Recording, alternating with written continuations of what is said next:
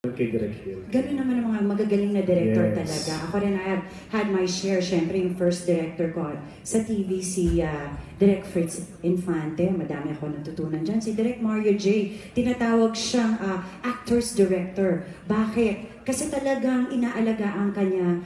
Pag artista kanya, he lets you come up with your own natural emotions. Tapos pag mali rin naman, sasabihin niya, ulitin mo, hindi mo naintindihan na eksena. Atake mo muna. Atake mo muna. Pinahirapan ako, di ba? Pero madami ka talaga matututunan.